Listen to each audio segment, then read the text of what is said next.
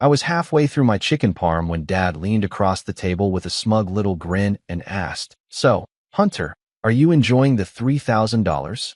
At first, I thought he was joking, like one of his weird dad jokes that never quite land. But then I looked up and saw the way his eyes were squinting at me, the way Mom froze with her fork in midair, and the way my sister was suddenly way too interested in her napkin. That's when I realized this wasn't a joke. And whatever $3,000 he was talking about, I hadn't seen a dime. My name's Hunter, I'm 26, and I've always thought my family was, well, functional enough. Not perfect, what family is? But growing up, I figured we were doing okay. 2 parents, 1 younger sister. Her name's Kennedy. She's 23 now, and a golden retriever named Milo who honestly got more birthday cards than I ever did. We weren't rich, but my parents were smart with money. Dad's in logistics, Mom's an accountant, and they always preached the value of saving, budgeting, and not living beyond your means. Which made what I later found out feel like getting slapped with a brick wrapped in a budget spreadsheet. The thing is, I've always been the low-maintenance kid. I moved out at 20, worked part-time through college, lived in a dumpy little apartment with 3 roommates and mold in the shower. Never asked for money, never expected a car on my birthday, never once demanded help when I was eating canned soup 5 nights a week. Meanwhile, Kennedy was different. Think manicures at 16, designer bags at 18, a MacBook for college essays, even though she was mostly using it to stream Love Island. And 2 gap years to find herself in Europe while I was busting my back hauling furniture for tuition money. Still, I figured that's just how it is with younger siblings sometimes. Parents get softer the second time around, right? And besides, it wasn't like I was keeping score. At least, not until that dinner last month. The one that snapped the blinders off and made me realize just how deep this hole went. It was supposed to be a simple family dinner. Mom had invited me out to celebrate my new promotion. I'd just gotten bumped up to project manager at the small tech company I work for, and they wanted to take me somewhere nice. We went to this Italian place I loved as a kid, one of those family-run joints with red checkered tablecloths and pictures of Venice on the walls. We were mid-meal when Dad dropped the bombshell question about the $3,000. What money? I said, half laughing. That's when Dad's smile vanished like someone hit a switch. His brow creased, and he looked at Mom like she'd just spilled wine on the rug. Wait, you didn't tell him? Mom didn't answer. She just set her fork down, slowly, like she was afraid any sudden movement might make the situation worse. What money? I repeated, my voice sharper this time. Dad looked back at me. Your mom's been sending you money each month since last year. $250 a month. I thought it was to help with your student loans or rent or something. She told me you were tight on cash. My stomach dropped. Not in that dramatic movie way, but like an elevator just clipped its cables and left me hanging somewhere between fury and disbelief. I haven't gotten a single cent, I said slowly. Not one. Dad blinked. Are you serious? Mom finally spoke. Hunter, I didn't think it mattered. Didn't think it mattered? I asked. You told Dad you were sending me money. Why would you lie about that? And that's when Kennedy piped up. Okay, can we not make this a whole thing right now? This pasta is literally getting cold. That was my first real clue. The casual way she said it. Like she knew. Like she wanted to move past it because the spotlight was turning in her direction. My brain started connecting dots I didn't even know were on the board. I turned to Mom, suddenly very still. Where's the money been going? She hesitated. Just for a second, but it was enough. Dad was already ahead of me. Wait, he said, his voice low. Tell me you haven't been giving it to. Kennedy needed help. Mom interrupted. She was going through a rough time. It was just supposed to be temporary, but then her phone broke, and she had that skin treatment thing, and the rent on her new place in Midtown was more than we expected. I stared at her. So, for over a year, you've been giving Kennedy money you told Dad was for me? Silence. I turned to Kennedy. What exactly have you been spending my money on? She rolled her eyes. Oh, please. It's not your money. It came from Mom. And it's not like you needed it. You've got a job and everything. I'm still trying to figure things out. And figuring things out requires what? Weekly spa treatments and a new iPhone. I snapped. Kennedy crossed her arms. You don't know what it's like to have real stress. Try dealing with a breakup, moving apartments, job interviews, and trying to keep your mental health in check, all without proper skincare. I wanted to laugh. I really did. But the kind of laugh that ends with someone flipping a table. Dad was just staring at Mom. You lied to me, he said quietly. For over a year. It wasn't a lie, she said defensively. It was reallocating. Reallocating. That word stuck in my head for days afterward. Like I was some line item on her personal budget sheet, easily deleted and moved around without a second thought. It wasn't even about the money anymore, not really. It was about the deception. About the fact that they could all sit there, eating breadsticks and sipping wine, while I was completely in the dark. After dinner, I didn't go home. I drove around for an hour, then crashed at my friend Noah's place. He didn't ask questions, just handed me a beer and let me sit with the silence. But I couldn't let it go. The next morning, I went digging. Old texts, bank statements, gift receipts. I remembered Mom once asked for my account number, just in case, and I'd sent it to her without a second thought. I pulled up my old messages and there it was. She had it. She'd just never used it. Instead, I found out she'd been transferring the money to an account ending in 5204. Kennedy's account. I recognized the last 4 digits from when we were kids, and Mom helped us open teen checking accounts at the same bank. Kennedy had never changed hers. That's when the full weight of it hit me. They'd been pretending to help me, to celebrate me, while funneling money to the one person who'd never had to lift a finger in her life. All while telling Dad I was getting help I never asked for.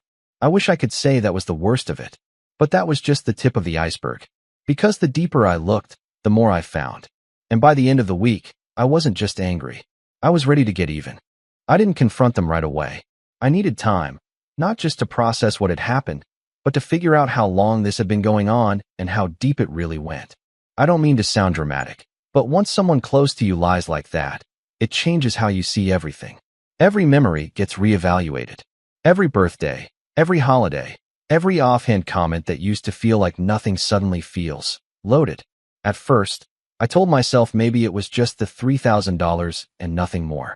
Maybe it was one of those messed up, Mom wants to protect the baby of the family things. But that denial didn't last long. Because once I started pulling threads, the whole sweater unraveled. I started with Venmo. Kennedy's account was public. Not everything showed up, but enough did.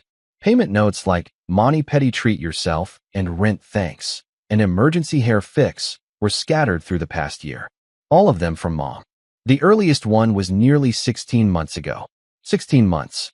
That's $250 a month, which means, at least, $4,000. And that didn't even account for the bigger stuff. I found a tagged post on Kennedy's Instagram from about 5 months back. She was smiling outside a boutique hotel in Miami with the caption, "Needed this mini reset after such a stressful week. #selfcare queen," a friend commented. "Love the new Prada bag." And Kennedy actually replied, "Mama's treat. She gets me." Prada Miami. Stressful week. I felt like a fool. A full-blown clown. Here I was turning down outings with friends, delaying a car repair because my tire tread was dangerously low, and cutting back on groceries so I could start building a real emergency fund. And meanwhile, Kennedy was out here getting reimbursed by Mom for emotional turbulence and a bad breakup. I remembered back to last Thanksgiving, how Kennedy showed up late in some trendy beige sweater with a new iPhone and fake lashes so long they looked like windshield wipers. I joked, "Wow, someone's doing well," and she just smirked and said, "Gotta treat yourself." Mom chimed in back then, too, laughing along with her. "She's just young and fabulous. You were the same way, Hunter." Except I wasn't. I had a job at Jamba Juice at her age and shared a one-bedroom with a guy who never did the dishes. I didn't even own a working laptop until I was 22. I'd never once flown to Miami to reset. But it wasn't just the money, it was the attitude. Kennedy had always acted like she was owed the world, like every inconvenience was a personal attack. When her car got towed 2 years ago for parking in a loading zone, she cried for 2 days and called Mom to bail her out. When she lost her first internship, which she barely showed up to, she posted a 5-paragraph notes app story on Instagram about how capitalism was crushing her spirit and how she wasn't made to be boxed into a 9 to 5 system. And Mom defended her. Every single time. She's sensitive. She's still figuring it out. "You're the strong one. Hunter, you've always been independent." As if that made it okay to leave me out of everything. As if my silence gave her permission. I spent that whole week diving into my memories, re-examining them under this new, harsh light. And one moment kept coming back, my 25th birthday. It was just last year. I remember because it was the first one after I'd moved into my own one-bedroom. I was so proud of that place. Small, sure, but clean and all mine. I'd invited my parents and Kennedy over for a quiet dinner. I cooked, decorated, even bought a cake. Kennedy showed up nearly an hour late, and when she walked in, she barely glanced around. "Cute," she said, eyeing the place like it was a hotel lobby. She didn't plan to stay in long.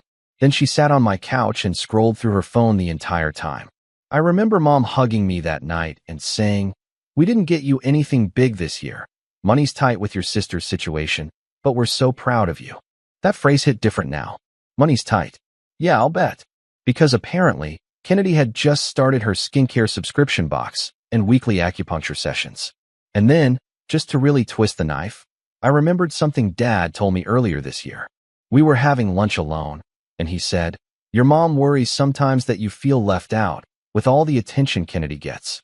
But just so you know, we see you. Even if we don't always say it." I'd brushed it off. It's fine. She's the loud one. Now I wasn't sure if that was true, or if I'd just learned how to make myself small enough to avoid being a burden. I didn't talk to any of them for a while after the dinner. Ignored texts. Declined a Sunday family lunch. I didn't trust myself to be in the same room without saying something I'd regret, or worse, something they still wouldn't take seriously. But of course, silence only made them louder. A week later, Mom called. I let it ring. Then she texted, "Mom, hi honey. I know you're upset. Please don't let this come between us." It was never about favoritism. Kennedy was just going through a lot, and I didn't want to burden you. Me. You told Dad you were sending me money. That's not just protecting Kennedy. That's lying. To both of us. Mom. I just thought it would be easier that way. You were doing fine. Me. So you decided I didn't deserve help. Mom, no. Of course not. You're just more stable. Kennedy needs more from us right now. That sentence broke me. Kennedy needs more from us. As if my needs didn't matter because I wasn't falling apart. As if being responsible meant forfeiting any claim to support or fairness. I didn't want handouts, I never had. But I did want honesty. And at the very least, respect. Then Kennedy messaged me. "Kennedy, Mom said you're being really dramatic about the whole money thing." I didn't reply. A minute later. "Kennedy, I didn't ask her to lie. That's on her. And to be honest, it's not like I'm rich either. You think $250 a month covers a lifestyle? LOL, no." Then she sent a third one, probably thinking it would help. "Kennedy, look, if it really means that much to you, I'll stop taking the money." That was the moment I realized she didn't feel guilty. She felt annoyed. Like I was inconveniencing her with my reaction. I didn't reply. Later that week, Mom tried inviting me to a family check-in dinner. I declined. Told her I was busy. Truth was, I wasn't ready to sit across from them and pretend everything was okay just because she wanted to sweep it under the rug. But life has a way of pulling people back together whether they like it or not. 2 weeks later, Dad's birthday came up. He wanted a barbecue at home. I debated skipping it, seriously debated it, but in the end, I went. Not for Mom or Kennedy, but for him. Because despite everything, he'd always tried to stay neutral. Maybe too neutral, but he didn't deserve the fallout. So I showed up. I brought drinks, said hi, helped with the grill. Tried to act normal. It was going fine until Kennedy strolled in wearing a new designer jacket. One of those cropped suede ones that looks like it costs a car payment. Dad noticed immediately. "Nice coat," he said. "Did you finally land that job you were interviewing for?" She blinked. "What? Oh, no, that didn't work out. But I needed a pick-me-up." I caught Mom's eyes darting to me. Guilt flashed across her face. Just for a second. Dad looked confused. "Didn't you say you were cutting back?" Kennedy shrugged. "Mom said it was fine." Boom. There it was. In front of everyone. Dad's brow furrowed. "Find a what?" Kennedy froze. Mom cleared her throat. "It was just a little gift." Dad set down his plate. After we agreed there wouldn't be any more extra spending, the air got tight. Even Milo stopped chewing his squeaky toy. Kennedy looked defensive. "It's not like I'm some moocher. I'm trying. It's just taking longer for me, okay?" Dad turned to Mom. "You said you stopped the payments." Mom glanced at me, then back at him. I might have helped her with a few things. Dad's voice went flat. "Define a few." That's when I stood up. $4, $500, I said. Everyone looked at me. "That's how much she's gotten, at minimum. Since you thought I was the one getting the support." Mom looked like she'd swallowed a lemon. Kennedy scoffed. "Oh my God," she said. Are you seriously tracking my life like some jealous little gremlin? I didn't flinch. No, I'm just tired of being the invisible one while you get praised for breathing. Dad's jaw tightened. He looked back at Mom. Is that true? Mom didn't answer, and that silence was louder than anything she could have said.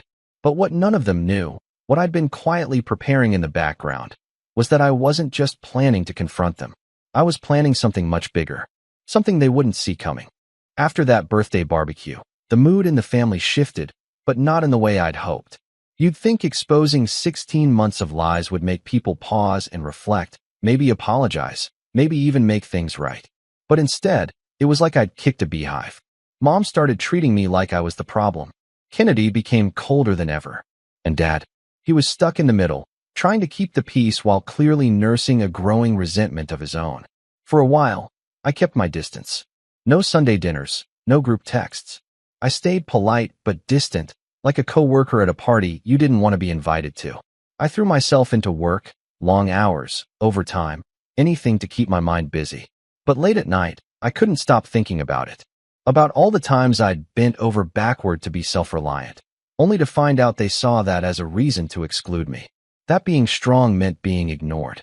That being responsible meant being used. Then, about 3 weeks later, Mom called. Again. I almost let it go to voicemail, but something told me to answer. Her voice was sweet. Too sweet. Hi, honey, she said.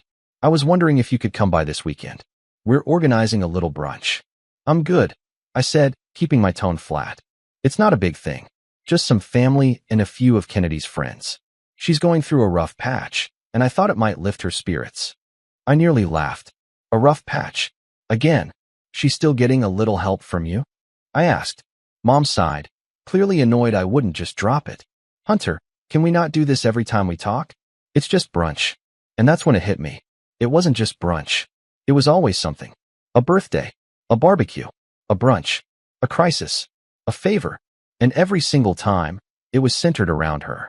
And somehow, I was always expected to show up, play nice, and shove my feelings down for the sake of family. Still, a part of me was curious. I agreed to come, but only to observe. I told myself I wouldn't get drawn into anything. Just show up, smile, leave early. But that day, I saw something I wasn't supposed to see. When I arrived, the house was already full. Laughter floated from the kitchen, and there were mimosas on the counter, little fruit platters, even a mini congrats banner strung across the dining room wall. At first, I thought it was for someone's birthday or maybe a friend's baby shower. Then I saw the gift bags.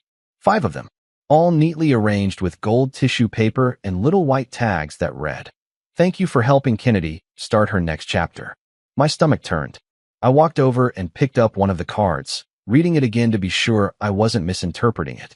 Then I turned around and asked the room, "Start what chapter?" That's when Mom walked in. Carrying a tray of quiche like this was some kind of Hallmark movie. "Oh," she said. "You're early." "I'm on time," I said.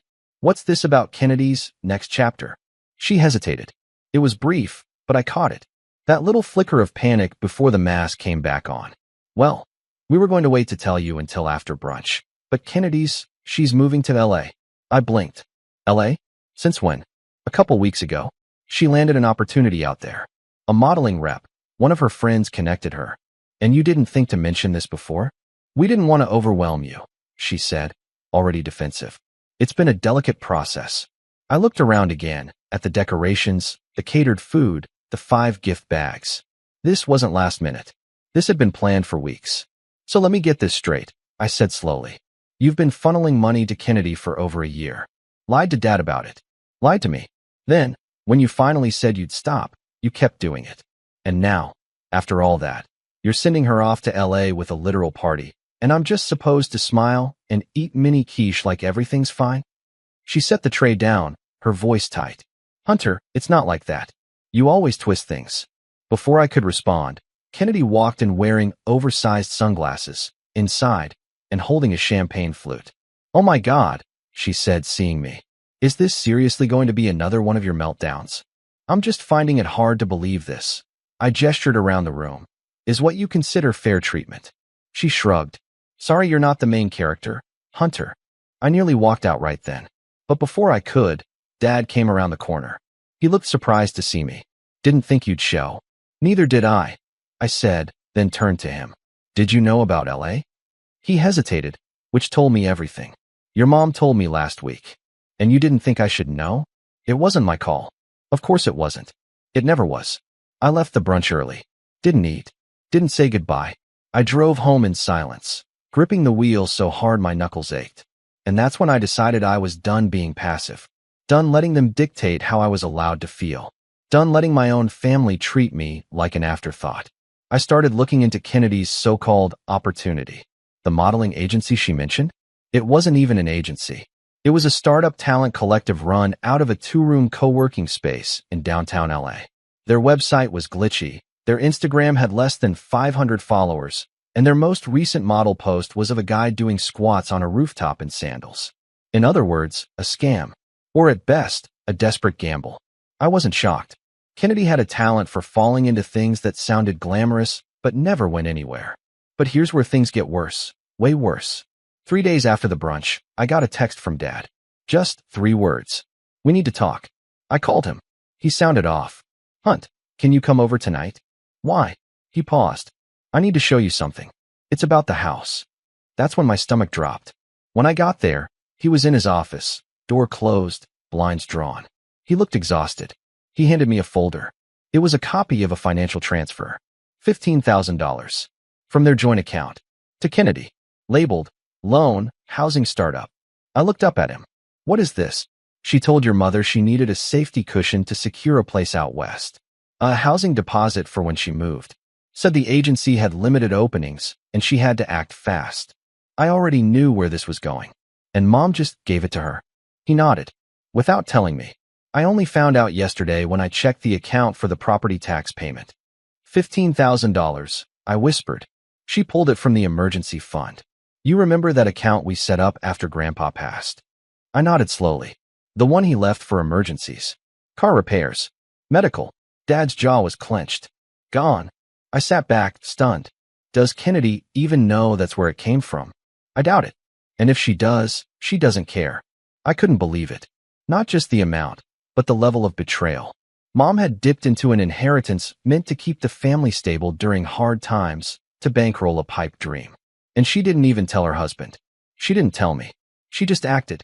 I asked the obvious. Can you reverse it? Or freeze the account? Dad shook his head. Already processed. She transferred it to her personal savings. Then withdrew most of it. Cash. Cash. Meaning it was gone. And that's when I realized something that made my blood run cold.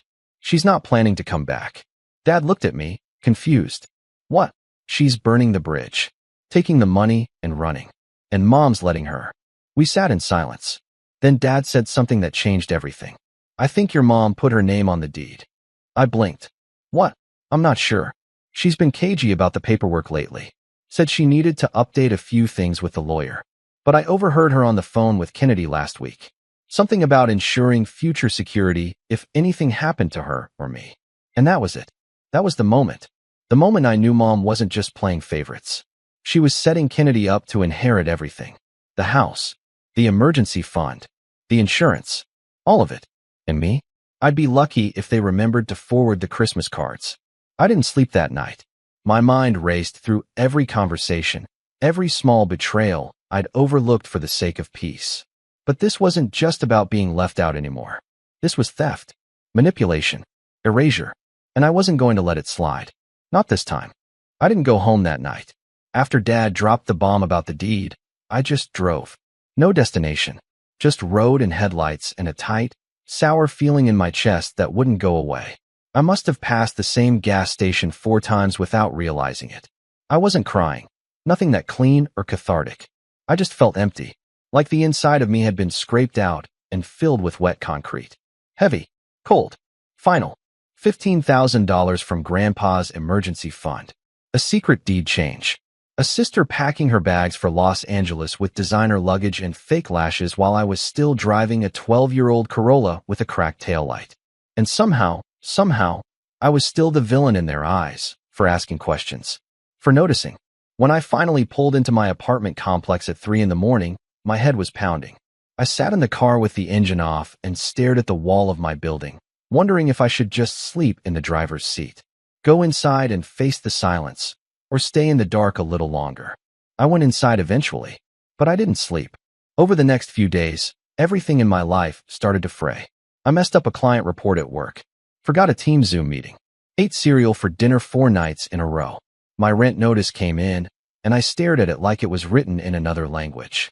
Not because I couldn't afford it. Thankfully I could. But because my brain was just done. Checked out. Going through the motions. Every time I closed my eyes, I heard those words again. I think your mom put her name on the deed. It echoed over and over. Because that wasn't just some line in a conversation. That was my family quietly deciding that I didn't matter. That Kennedy, who had never held a steady job, who used phrases like energy blockage to justify quitting internships, who had a skincare shelf worth more than my entire laptop setup, was more deserving of protection, security, legacy, everything. And I couldn't shake the thought. What if something happened to Dad? Would I even be allowed in the house? Would Kennedy show up in heels and sunglasses and declare it her property now, with Mom standing behind her nodding like it was fair? I started checking legal forums at night. Googling, can a parent remove a child from a deed without telling them? And how to contest estate fraud. The answers weren't great. It all depended on whether anything had been officially changed, and since I wasn't on the deed in the first place, technically it wasn't mine to be removed from. But emotionally, spiritually, that house was mine. It was the only place I'd ever known growing up. I could still see the pencil marks on the pantry door measuring our heights every birthday. The dent in the banister where Kennedy tripped in her princess heels and blamed it on me. The ceiling crack in my childhood bedroom shaped like a crooked lightning bolt. That house held my memories, my ghosts, my childhood, and they were giving it to her. I confronted Mom a few days later. Not angrily, not in some explosive shouting match. Just quiet, controlled, cold. I called her while she was at work. Left a message asking to meet at a local coffee shop. Neutral ground. Somewhere public. Somewhere I could keep my composure. When she walked in, she smiled like nothing was wrong. Hi, sweetheart. I didn't smile back. We sat. She ordered a tea. I didn't order anything. Is this about the other night? She asked. No, I said. This is about the deed. Her face froze. I know, I said. Dad told me. There was a long silence. The kind that stretches so tight you expect it to snap.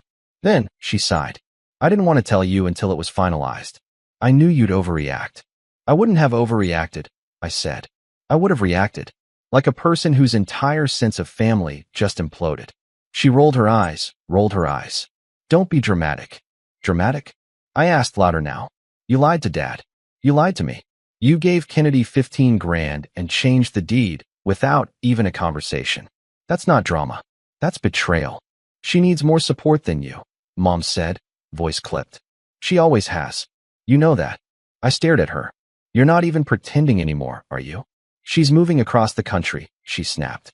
She needs a safety net. You're already fine. You've always been fine. I wanted to scream. Instead, I asked, what happens if Dad passes first? Does Kennedy inherit the house? Mom hesitated. That's not the plan. Answer the question. A pause. Yes, she said. Technically, that was the final crack in the dam. Everything inside me went still. Then we're done, I said. She blinked. Excuse me. I'm done, Mom. With the pretending.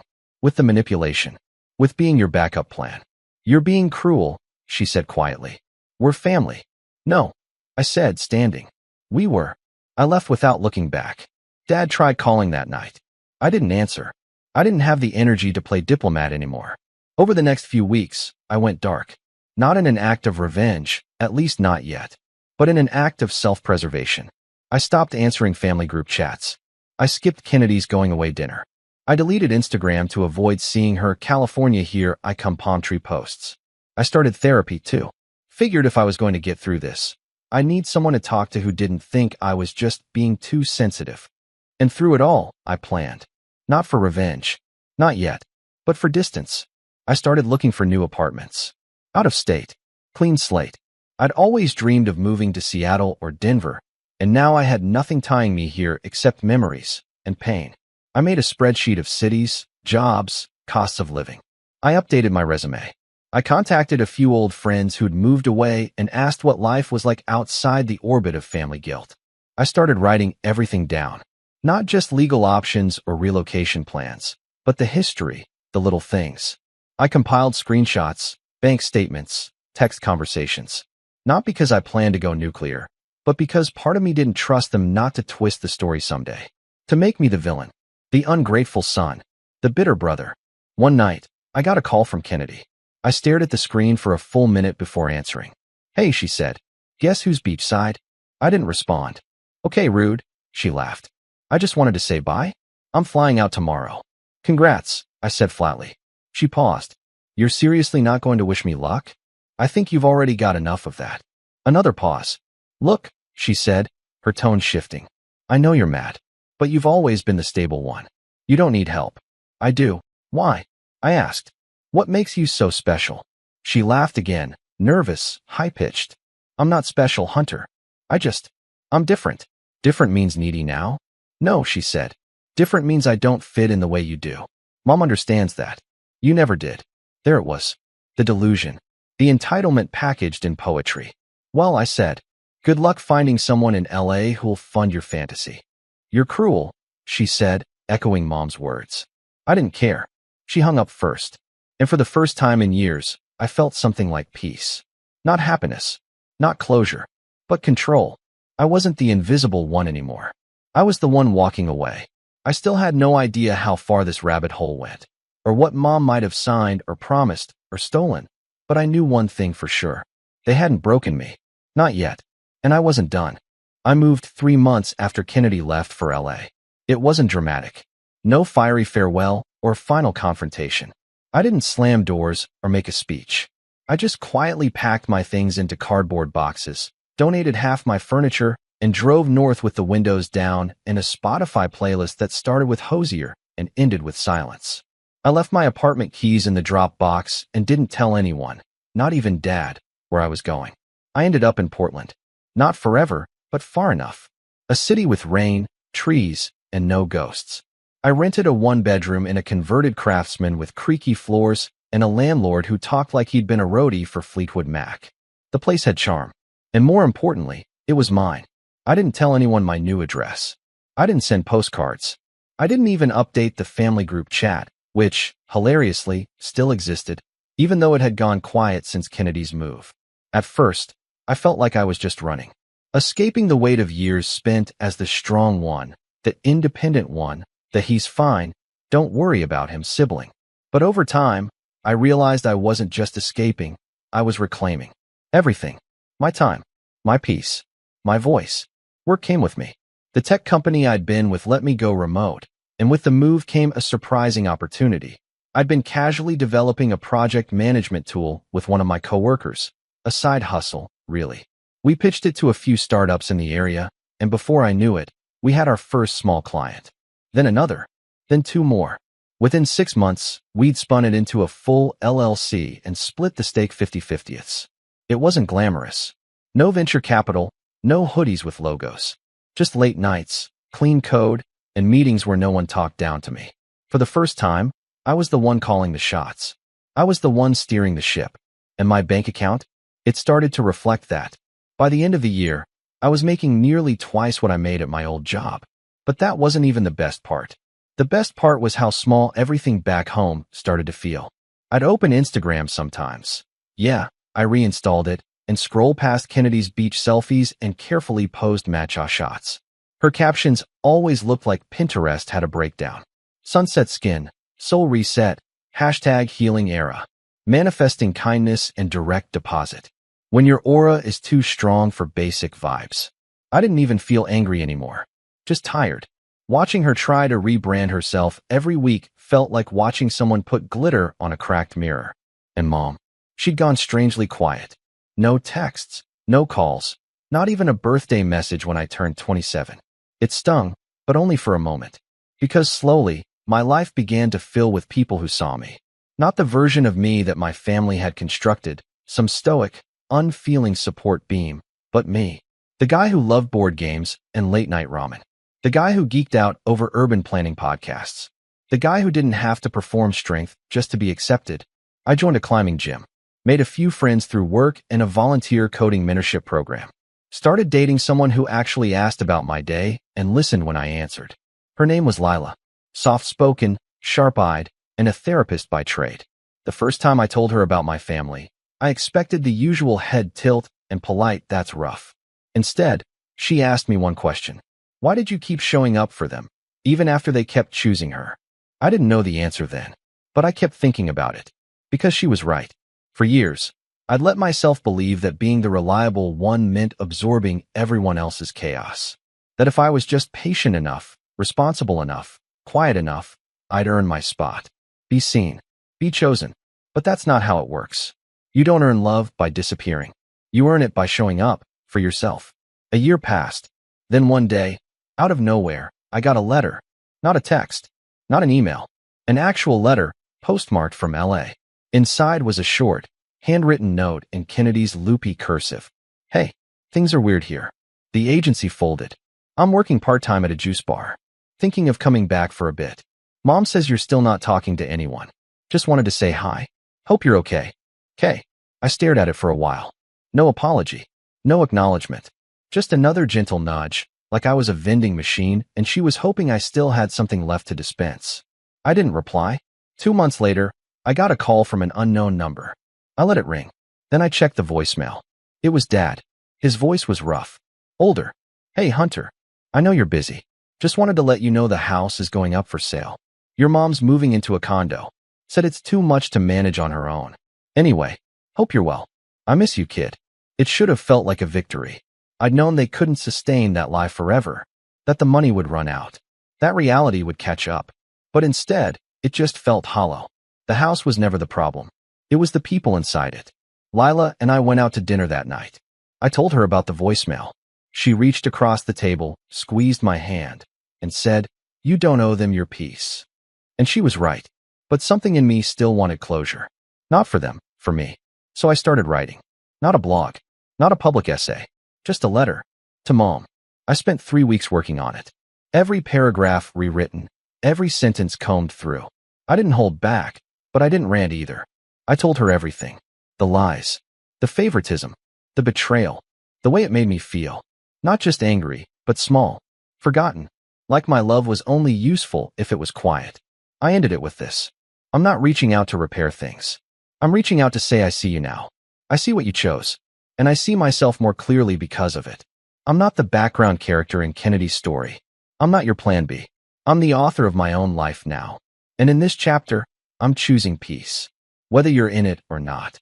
I mailed it. No return address. Did she ever read it? I don't know. Did it change anything? Probably not. But it changed me. That was the month everything started to bloom. Lila and I moved in together. Our app landed a contract with a regional healthcare group. I took a trip to Japan, my first real vacation in years.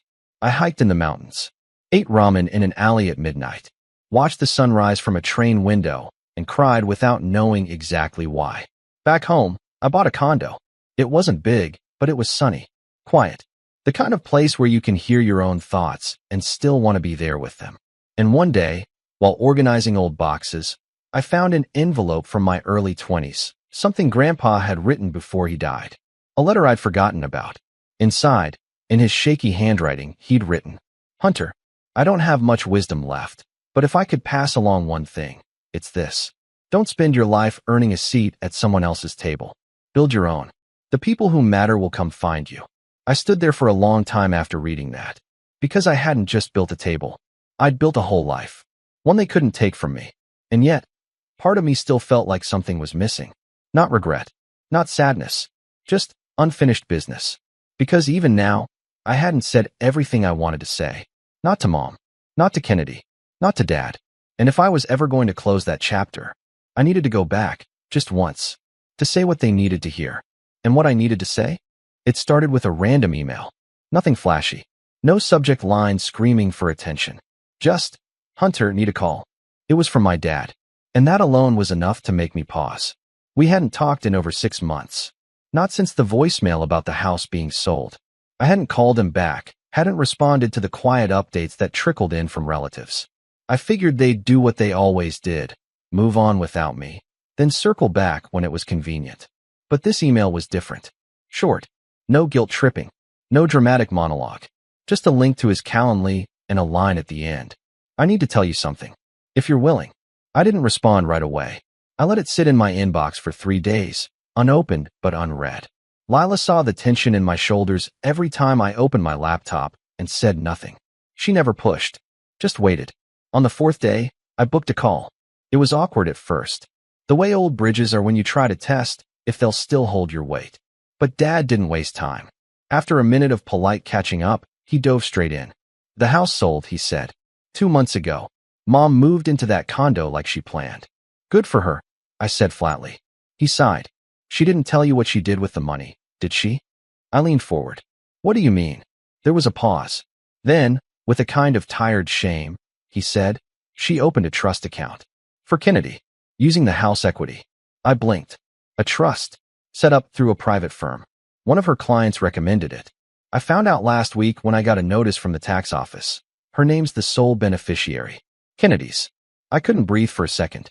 I thought she was done. I thought the 15 grand, the secret deed change, the LA reset, that was the betrayal.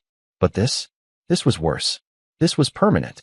She said it was a precaution, Dad continued, bitterly, in case Kennedy couldn't get her footing in California. Said she wanted her to have something stable. Meanwhile, I had to ask for an extension on my dental work because our backup savings are gone. I couldn't help it. I laughed. Not because it was funny, because it was absurd.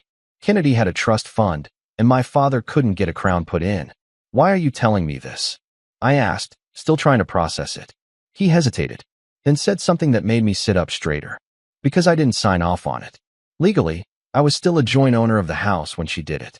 And if I can prove she moved the money without full consent, that trust might not be as bulletproof as she thinks. I stared at the screen. She forged your name? Maybe. Or maybe she signed for me using power of attorney. She had one from years ago when I had surgery, and I never rescinded it. Either way, it's a legal gray area. My mind spun. A legal gray area. That phrase had weight now. Possibility. Power. Dad leaned in, his voice low. I want to make this right, Hunter. But I can't do it alone. I didn't answer him that day. I told him I'd think about it. Then I sat with it for a week. And in that time, something began to take shape inside me. Not revenge, exactly. Not rage. But clarity. If they were going to keep playing games with legacy, wealth, and loyalty, then I would learn the rules. And I'd play smarter. The first thing I did was call an old friend from college, Erica. She was a lawyer now, working in estate litigation.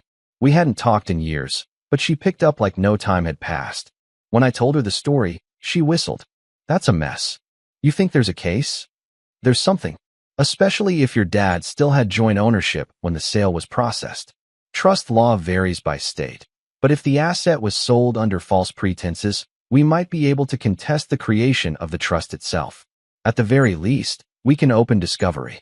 That was the first spark of hope I'd felt in a long time. She helped me draft a power of attorney revocation for Dad to sign. Then we filed an informal inquiry with the county clerk's office about the deed transfer. And while we waited for paperwork, I started my own investigation. I dove into Kennedy's life like a private detective with a grudge. Her Instagram, of course, was still the same curated mirage. But I noticed something strange. The posts had slowed down. The captions had lost their sparkle. There were fewer brand tags, fewer check-ins at expensive brunch spots, more indoor selfies, more vague quotes about the power of letting go. I checked her LinkedIn, still listed as creative consultant, freelance. Then I found it. A small blog she'd started under a different name, Soul Stitch. A mix of journal entries, lifestyle posts, and cryptic rants. One entry stood out. I'm tired of being the one everyone expects to shine. Tired of playing the it girl while drowning in debt and fake smiles. I gave up everything for a shot, and now I'm invisible. My family doesn't even call anymore. It was dated 3 weeks ago. I read it twice. Then again, she was slipping. Not just financially, but emotionally. The Golden Girl routine was cracking. And I realized something important. Kennedy was vulnerable. Maybe for the first time in her life. That's when I made a decision. I would take back what was mine. Not with screaming matches. Not with revenge fantasies or ruined holidays. With precision. I worked with Erica to build a case, quietly. We filed a petition for financial mismanagement.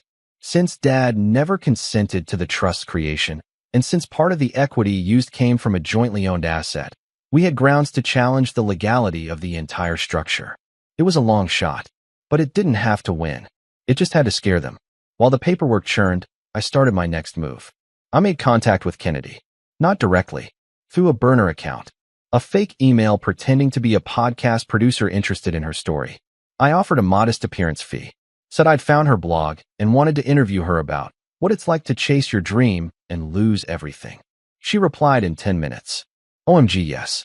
This would be such an important convo. People need to hear this side of things. We set up a Zoom call. I didn't turn on the camera. Just asked questions. She talked for an hour. Told me about how the agency ghosted her. How her roommates skipped town and left her with the lease. How she had to Uber Eats and sell old handbags just to get by. She said her mom used to send her money but had tightened up recently, and now she felt abandoned. I don't even know if the trust is still mine, she said. She said it's protected, but mom's been cagey. Won't let me see the docs. Bingo. Kennedy didn't have the money. She just thought she did. That trust wasn't a gift. It was a leash. A leash mom controlled, which meant they were already turning on each other. I ended the call with a fake email address and no intention to follow up. But I saved the recording. Every word. Every second. Later that week, Erica sent me an update. The inquiry had triggered a response. Mom's legal firm had acknowledged receipt. No denial yet. No pushback, which meant they were nervous. I sent one final letter. No signature. No return address. Just typed and mailed to the condo address I knew she'd moved to. I know about the trust. I know what you did to Dad. I know Kennedy doesn't have access to the money. You can either undo what you built quietly, or you can watch it crumble in public. Your move. No threats. No demands. Just truth. I don't know how she reacted. She didn't reply. But 2 weeks later, I got a text from Dad. She wants to talk. Said she's reevaluating some things. Might be time to come home. I didn't respond. Not yet. Because I wasn't done. The pieces were moving. The board was set. And this time, I was the one with the upper hand. I didn't go back right away, not physically. When Dad texted me about Mom reevaluating some things, I knew what that meant. She wasn't sorry. She was calculating.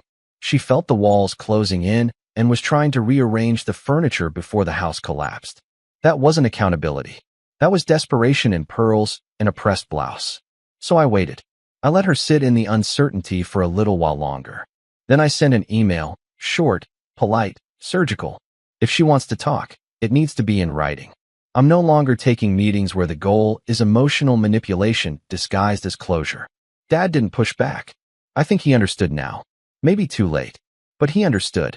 3 days later, I got an email from Mom. She opened with a classic. I'm sorry if I made you feel excluded. There it was, the conditional apology. The politician's favorite. I skimmed through paragraphs of flowery justifications, phrases like, intentions were never malicious, and I just wanted to protect both of you in different ways. And then came the real reason she reached out. I've spoken with the attorney, and we're open to dissolving the trust structure. Kennedy isn't in a position to manage it responsibly, and with your father's concerns now raised, it seems best to revert things. There it was. Panic. She wasn't dissolving it because she saw the light. She was dissolving it because we had her cornered. Because Erica had started the process of filing for financial misconduct on Dad's behalf, and Mom knew that even if she didn't lose, the discovery alone would drag her name through every dusty filing cabinet and leave a mark on her record. I replied, send me the documentation showing it's been dissolved. Once I verify it, we'll consider next steps. No conversations until then. It took a week, but the documents came through. I forwarded them to Erica, who confirmed the trust had been shut down. The funds had been transferred back into the estate's general holding account, and since Dad had finally revoked her lingering power of attorney, she couldn't touch a cent without his co-signature. We'd frozen her. She still had money, sure, but not control. Not like before. And Kennedy? She had no idea. Because while all this was happening, she'd been busy crafting her latest rebrand. I knew, because I'd been watching. She'd recently launched a healing and empowerment Patreon. A few dozen subscribers, vague promises of monthly meditations, and behind-the-scenes looks at her creative journey. The same week she posted a day in my life video on YouTube, where she cried softly on camera about growing pains and toxic family dynamics. I recognized one of the quotes. It was from my letter to Mom. Verbatim. I was angry, sure, but not surprised. What did surprise me was the GoFundMe, titled, Help Me Rebuild After LA Chewed Me Up. She wrote that she was restarting from zero, that she'd been cut off from her family because she refused to follow a path that wasn't hers. That all she wanted was a chance to move back home and start over. Maybe open a boutique wellness studio, if the universe aligned. The donation goal? $20,000. And the best part? The first donation was from Mom. $2,500. With the message, "So proud of your strength. We've got you always." I almost dropped my coffee when I saw it. After all that, after dissolving the trust, agreeing to stop the bleeding, she found a new funnel. Public, emotional, manipulative, with the added bonus of making me look like the villain for cutting ties. And that's when I decided, no more mercy. If they wanted to play this publicly, so be it. But we were going to do it my way. Step 1 was quiet. Legal. Erica helped Dad file a cease and desist against the GoFundMe, citing misrepresentation. Since Kennedy had claimed to be cut off, but had simultaneously received funds from a parent, who was not the sole financial decision-maker, there were grounds to argue the campaign was built on false pretenses. Within 2 days, the platform flagged it for review. Donations were paused. Comments were locked. Kennedy took to Instagram with a cryptic story. "It's always your own people. But nothing can stop what's meant for me." Step 2 was information. I anonymously leaked the podcast interview to a small Reddit forum focused on influencer accountability. I didn't doctor it. I didn't edit it. I just posted the full call with the caption, "Wellness coach asks for $20K after telling podcast she was blowing through cash, hiding from landlords, and admitted her trust was probably fake." It blew up. Not viral, but big enough. Someone recognized her from her YouTube channel. Screenshots surfaced. A few former roommates chimed in. One shared DMs where Kennedy asked to borrow money and then ghosted them after receiving it. Her name trended on a niche TikTok algorithm for a few days under the tag #manifestation_myths. She posted another video, tearful, vague, claiming she was being targeted by trolls and that certain people were trying to erase her voice. The comments weren't buying it. Even her Patreon started bleeding subscribers. And me? I was sipping tea in a hoodie in Portland, watching it all from the comfort of my laptop. Step 3 was direct. Dad invited me down for a visit. Said he had something he wanted me to see. I agreed. I drove back for the first time in over a year. The neighborhood looked smaller, quieter, like someone had dimmed the saturation. We met at a diner. Same one we used to go to when I was a kid. He slid a manila folder across the table. Inside were the finalized estate papers. The house proceeds, now sitting in escrow, were being equally split, 50-50, between me and Kennedy. That was always how it should have been. "She doesn't know yet," he said. "But it's done. No more secret favors. No more backdoors." I nodded. "And if she contests it?" He smiled for the first time that day. "She won't get far. She burned every bridge she had, including mine." We didn't talk much after that. Just drank coffee, watched the rain. Before I left town, I took one final detour. Mom's condo. I didn't plan to go in. Didn't even know if she'd be there. But I stood on the sidewalk and looked up at the balcony where she used to hang flower pots. The pots were gone now. Just an empty railing. After a minute, I slipped a letter into her mailbox. It was shorter than the last one. Just one paragraph. "You tried to protect the wrong daughter. You taught her she didn't need to earn love, only demand it. That choices had no consequences, and family was a resource to extract from, not a bond to nurture. You didn't break me, but you lost me, and now you'll have to live with that." I drove away without looking back. A few weeks later, I got a message from Kennedy. Just 2 words. "You win." I didn't reply, not because I hated her, because I didn't need to. Winning wasn't about revenge. It wasn't about applause. It was about peace, and I'd finally found it. Fallout wasn't loud. It wasn't fireworks or slammed doors or viral courtroom footage. It was slow, quiet, heavy, like snow that piles up inch by inch until the roof caves in. And when it came, it didn't just crack the image of my family, it erased it. Kennedy's final text, "You win," arrived like a broken transmission from someone who used to speak in sparkles and emojis. No follow-up, no calls, no tears, just silence. At first, I thought it was another manipulation tactic, the calm before a second storm.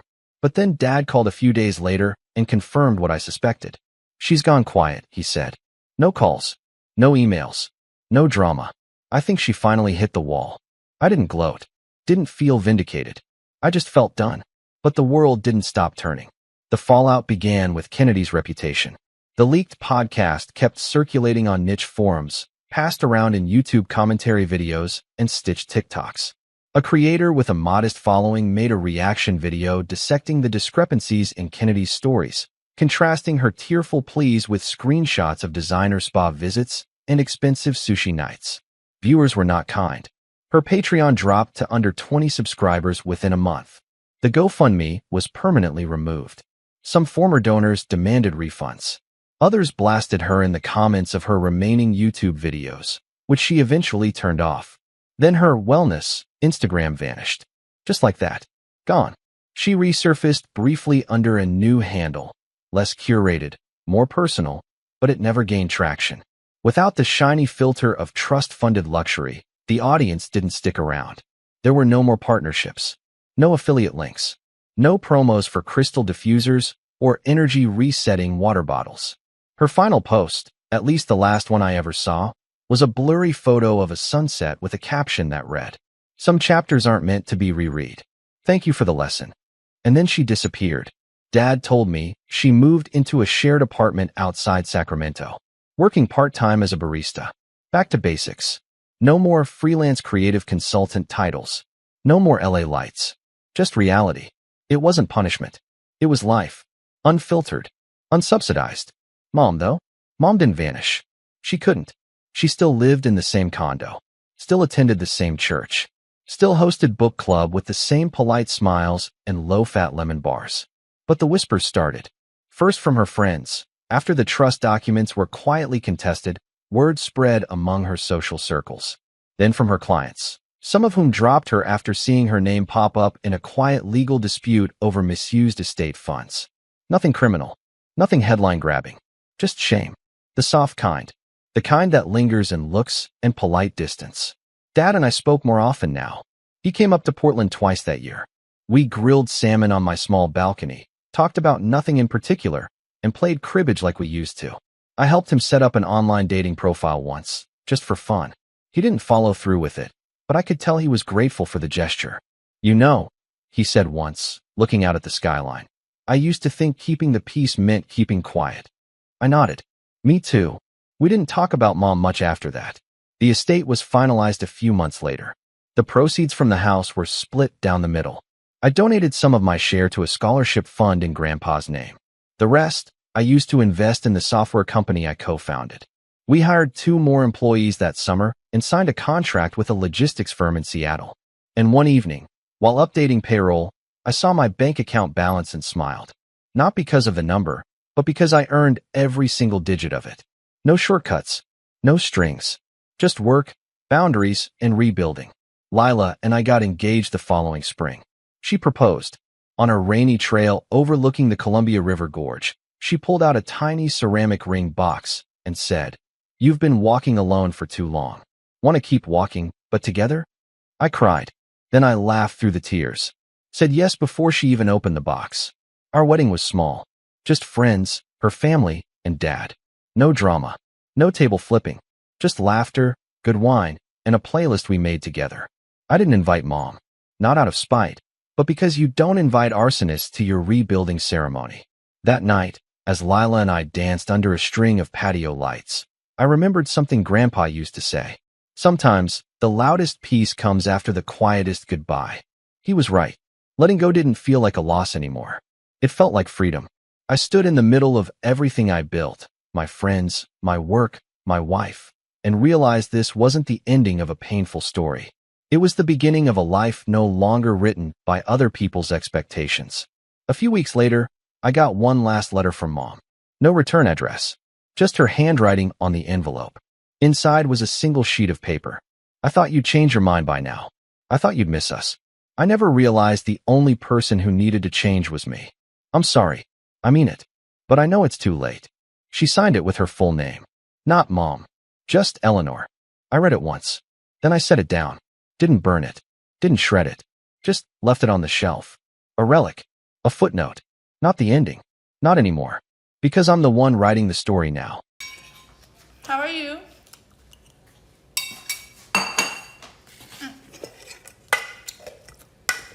I'm unpack this. I hate when rice gets stuck. Like it gets stuck on the bowl thingy. I don't know what to do.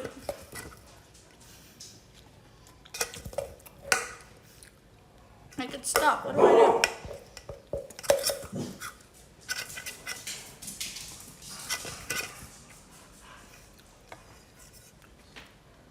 I can't take it. I can't get it out.